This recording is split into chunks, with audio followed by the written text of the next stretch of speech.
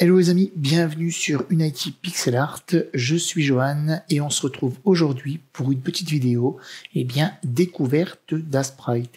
Alors au travers de cette vidéo, je vais vous montrer une technique par exemple pour réussir à créer de la roche. Alors j'en ai déjà fait sur la chaîne, mais j'avais envie de vous montrer une approche un petit peu différente et vous permettre comme ça de réaliser facilement et assez rapidement du contenu pour vos jeux. Alors, commencez par ouvrir un document de 64 par 64 pixels, peu importe la taille, et je vais vous montrer comment vraiment est-ce que l'on travaille en pixel art. Alors, voyez ici, on a notre palette. On trouve une palette avec différentes couleurs. Vous pouvez au choix choisir une couleur préexistante, fabriquer votre propre palette. Décidément, je vais y arriver. Ou bien vous rendre sur le merveilleux site qui est lowspec.com où il y a plein de palettes. Moi, pour le coup, je fais le choix de créer mes propres palettes. Alors du coup, je vais charger une palette en cliquant sur Load palette. Ce n'est pas ici. Ça, c'est un projet personnel que je réalise, dont vous aurez des nouvelles très bientôt. Ça se trouve, pour ma part, dans palette couleur, ici. Voilà, donc j'ai chargé ma petite palette de couleurs et je vais vous montrer comment est-ce que l'on réalise de la pierre. Alors, je fais une petite pause pour vous parler aussi d'une formation que j'ai réalisée. Vous trouverez le lien directement dans la description qui vous permettra d'apprendre Asprite de A à Z, vraiment dédié aux débutants. Vous y découvrirez l'initiation d'Asprite, ses fondamentaux. Je vous apprendrai également plein de choses sur la mise en forme, le volume notamment, comprendre comment travailler sur les objets en perspective, les primitives. Enfin, il y a énormément de sujets qui seront vus dans la vidéo. Je vous parlerai également de la palette de couleurs. On verra en détail comment créer des rampes de dégradés. Il y a vraiment plein de détails à découvrir. Le lien est directement dans la description. Il y a une petite promo qui est en cours. Je vous invite à en profiter dès maintenant pour les vacances de Noël. C'est vraiment l'idéal. Bien, ceci étant dit, passons à la conception graphique. Nous allons réaliser, comme je l'ai dit, une petite pierre. Alors, je vais prendre, par exemple, ce gris foncé qui me paraît pas trop mal. Dans un premier temps, je vais remplir le fond d'une couleur, peu importe laquelle. Je vais l'appeler fond. En double-cliquant dessus, j'écris fond. Shift plus N, je crée un nouveau layers. Je l'appelle rock. Rock avec un E. Vous avez un peu la maîtrise parfaite de l'anglais. C'est ça. Donc, voilà. Qui signifiera pierre. Je vais créer une forme quelconque, donc je prends la couleur de base. Vous voyez, j'ai trois couleurs là. Je prends cette couleur de base qui figurera être la tonalité de base de toute ma pierre. Et je viens dessiner. Ah, par contre, le fond rose me pète un peu les yeux. Donc, voilà, je vais mettre celui-ci. C'est plutôt un fond un peu gris. Non, pas gris, c'est pas le meilleur des choix. Celui-ci est pas mal. Voilà. Très bien. Donc je viens créer une forme qui m'intéresse. Donc là pour le coup je voudrais bien une pierre comme celle-ci, un peu plus, une pierre plate comme ça, vous voyez. Je voudrais une belle pierre plate, assez allongée, voilà, avec une légère épaisseur ici. C'est pas trop mal en soi. Je viens créer une source lumineuse. Alors ça je peux l'avoir en tête. Je suis pas obligé de le dessiner à chaque fois, mais c'est vraiment pour que vous compreniez bien comment la lumière va venir ici impacter la création finale. Voilà, donc là, la lumière, on a un rayon du soleil qui va venir arroser le rocher ici. Je repasse sur le calque rocher. Alors, j'aurais pu également nommer ça light. Je repasse sur le rocher et je l'affine un petit peu. Donc là, je mets ici. Je viens commencer par travailler. Dans un premier temps, moi, j'aime bien bosser les ombres. Alors, j'y vais. Alors, j'ai activé le pixel perfect. Ça permet d'avoir des courbes un peu plus arrondies. On va dire qu'on voudrait que ça vienne ici comme ça et que ça ferme ici comme ça. Voilà. Je remplis de noir, enfin de foncé avec la touche G. Je me dis que j'aimerais complexifier un peu la pierre et ne pas avoir qu'une seule pierre, donc je vais en faire une seconde ici. Voilà, un peu comme ça.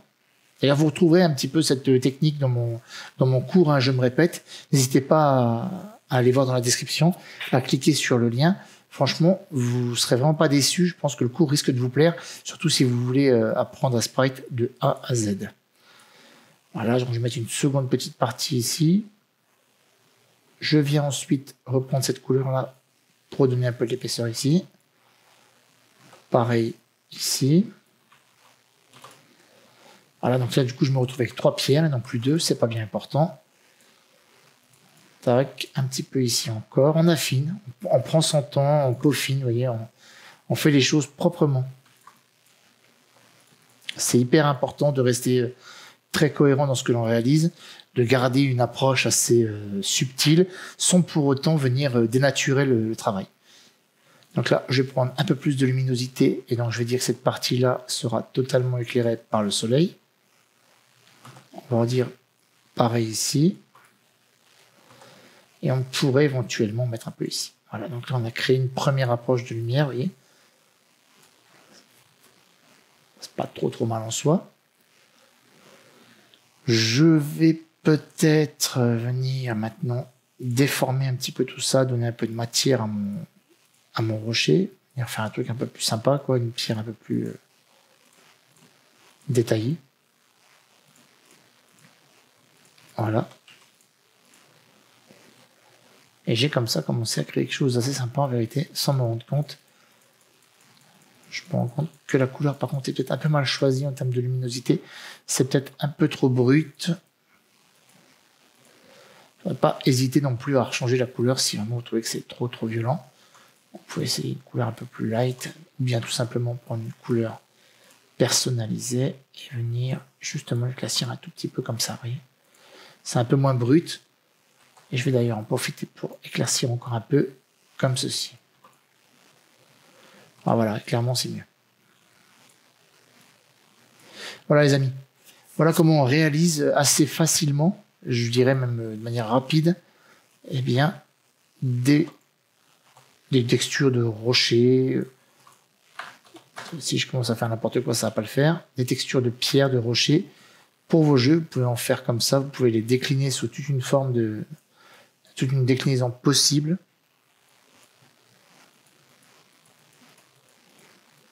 Voilà, vous pouvez encore venir renforcer un petit peu toute cette partie-là, puisque là, c'est dans l'ombre, cette partie-là. Vous pouvez comme ça renforcer un peu les contours. Et ça donne un cachet vraiment sympa à votre pierre. Là, on a une texture pour un rocher, pour un projet de jeu quelconque. Vous pourriez l'intégrer dans un jeu, pourquoi pas. Vous pourriez même aller plus loin en disant qu'on a besoin, par exemple, d'herbe. Pourquoi pas de l'herbe? Allez, on va créer quelques petits brindilles d'herbe. Voilà, on va faire comme ça. Ça suffit. Pas la peine d'en mettre en excès. Ça, encore une fois, ça dénature vraiment le travail. Il faut savoir qu'en pixel art, la subtilité, c'est vraiment d'y aller avec parcimonie pour avoir des résultats superbes, tout en restant assez concis sur l'ensemble.